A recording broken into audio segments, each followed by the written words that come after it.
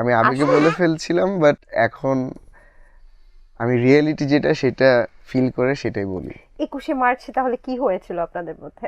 আমার কাছে তো এই কথাটা অনেক হাস্যকর লাগে, কারণ আমি এরকম ছেলে না যে আমি হুম। প্রাক্তনের জন্য কষ্ট পাবো, ভাববো, অনেক দুঃখে থাকবো।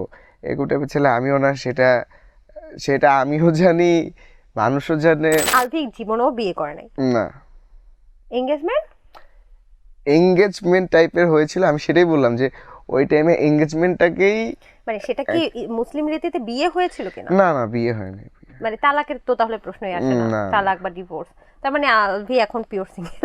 প্রশ্নটা শুনলে সবাই মজা পায়, তাই হুম। প্রশ্নটা আমিও আপনাকে করছি, আপনি উত্তর দেবেন। জি। আপনি কি বিবাহিত ছিলেন? কমন প্রশ্ন। আমি ছিলাম না। বিবাহিত ছিলেন না? না। তাহলে আমার কনফিউশন আজকে আপনি ভেঙে দেবেন। হ্যাঁ। সেটা হচ্ছে, আপনি তো বলেছিলেন আপনি বিবাহিত ছিলেন, আপনারা তো বলেছিলেন বিবাহিত ছিলেন, তাহলে কেন এখন অস্বীকার করছেন? কারণ ওই সিচুয়েশনটার মধ্যে আমরা যখন ছিলাম, ওই সময়টার কথা যদি মানে বলি, আবেগে বলে ফেলছেন? আবেগে বলে ফেলছি। এটাই ট্রুথ।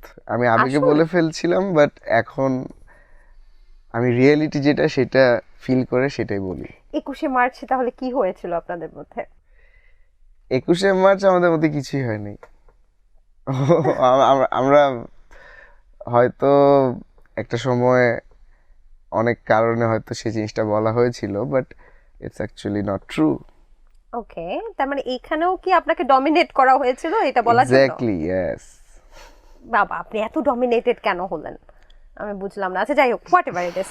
কিন্তু আপনি বলেছিলেন যে 21শে মার্চ আপনাদের বিয়ে হয়েছে, বা আপনারা তো একসাথেই সংসারও করতেন। তাহলে আবার বলেছিলেন একটা প্রোগ্রামে যে আপনি মানে কাজী অফিসে গিয়ে বা হুজুর ডেকে যে বিয়েটা, এই ধরনের বিয়ে সম্পন্ন হয়েছিল, এগুলো কি তাহলে মিথ্যে কিনা? এগুলি আসলে আমি আপনাকে বলেছি যে ওই সময়টাতে আমরা বলেছিলাম, বানানো ছিল। একটা একটা কারণে হয়তো বলা হয়েছিল আমার, হুম। বাট এটা আসলে actually it's not true. Okay, তার মানে আলভি জীবনেও বিয়ে করে নাই। না, এঙ্গেজমেন্ট? এঙ্গেজমেন্ট টাইপের হয়েছিল, আমি সেটাই বললাম যে ওই টাইমে এঙ্গেজমেন্টটাকেই। মানে সেটা কি মুসলিম রীতিতে বিয়ে হয়েছিল কিনা? না না, বিয়ে হয়নি। মানে তালাকের তো তাহলে প্রশ্নই আসে না, না না। তালাক বা ডিভোর্স। তার মানে আলভি এখন পিওর সিঙ্গেল। যাই হোক, আমি দুষ্টুমি করছিলাম। ওকে, লোকে বলে একটা বিষয় আপনাকে, আমি জানি না আপনি উত্তর দিবেন কিনা, যে প্রাক্তনকে হারিয়ে আলভি এখন পাগল প্রায়। এটা কতটুকু সত্য? এবং আমার অনেকে কাছে কষ্ট তো পায় আপনাকে আমার নিয়ে। কাছে তো এই কথাটা অনেক হাস্যকর লাগে, কারণ আমি এরকম ছেলে না যে আমি হুম। প্রাক্তনের জন্য কষ্ট পাবো, ভাববো, অনেক দুঃখে থাকবো। এরকম টাইপের ছেলে আমিও না, সেটা সেটা আমিও জানি, মানুষও জানে।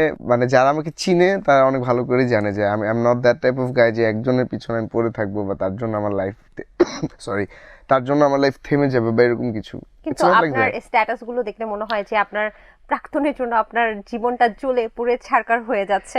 শুধু তাই না, অতীতকে নিয়ে ভাবার সময় নাই বলে আপনি অতীত নিয়েই পড়ে আছেন, মুভ অন করতে পারেননি, এমনটা কিন্তু ভক্তরা মনে করছে। তাদের উদ্দেশ্যে কি বলবেন?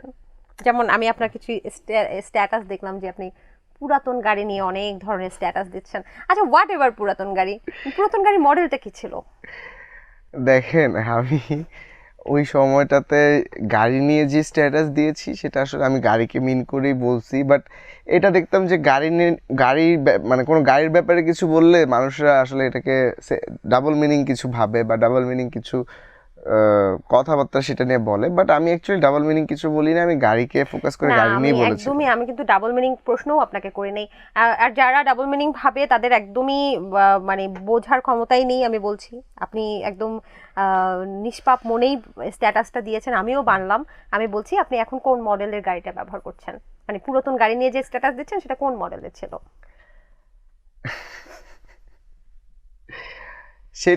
সেটা আমার প্রথম গাড়ি ছিল। ইট ওয়াজ টয়োটা মার্ক টু গ্র্যান্ড। একটা আমার খুব শখের গাড়ি, কারণ আমি একদিনে গাড়ি চালানো শিখে দ্বিতীয় দিন যে গাড়ি কিনে ফেলছিলাম, ব্যাপারটা এমন ছিল। কারণ গাড়ি আমার অনেক ভালো মানে অনেক ভালো লাগা একটা জায়গা হচ্ছে কি আমার কালার গাড়ি। ছিল গাড়িটা? গাড়িটা ছিল pearl colour, white colour. So first গাড়ি আমি প্রথম দিন গাড়ি চালানো শিখে দ্বিতীয় দিন যে আমি I got my car, I এখন বট কি ইট। পুরাতন গাড়ি থেকে মুভ অন কেন করতে পারছেন না, বা ওটা কি এখনো আছে গ্যারেজে পড়ে? সেই গাড়িটা আসলে আমি রেখে দিয়েছি, কারণ আমার প্রথম গাড়িটা আমার স্মৃতি। তো সেটা আমি স্মৃতির জায়গা থেকে মনে রাখার জন্য রেখে দিয়েছি, বাট সেইটা থেকে অনেক আগেই মুভ অন করছি। বাট মাঝে মধ্যে যখন পুরান গাড়ির দিকে তাকাই তখন মনে হয় যে এই গাড়িটা আসলে যদি আমার লাইফে না থাকতো তাহলে আমি আরো হ্যাপি থাকতাম। কারণ কেন? ওই গাড়িটা আপনাকে আমাকে কি অনেক অনেক অনেক ভোগান্তি হইতে হয়েছে আমার ওই গাড়িটার জন্য। আমার লাইফে অনেক গাড়িটা হঠাৎ হঠাৎ নষ্ট হয়ে যেত। ও আচ্ছা। গাড়িটা নিয়ে আমরা যখন বের হইতাম সবসময় একটা রিস্ক থাকতো যে গাড়িটা ইট ক্যান ক্র্যাশ, কারণ রাস্তার মধ্যে গাড়ি নষ্ট হয়েছে, কি পেইন, আই নো দ্যাট। ও, এই Whatever. জন্য আপনি প্রায় মানে ম্যাক্সিমাম টাইমে পুরাতন গাড়ি নিয়ে স্ট্যাটাস দেন। আপনার টয়োটা ওই মডেলের গাড়ি জি, নিয়ে, তাই তো? জি। Purple colour, pearl colour. জি। আচ্ছা আচ্ছা, তো ওইটা বিক্রি করতেছেন না কেন? নতুন গাড়ি কিনতেছেন না কেন? কিসের অভাব আপনার? Jungle FM 94.4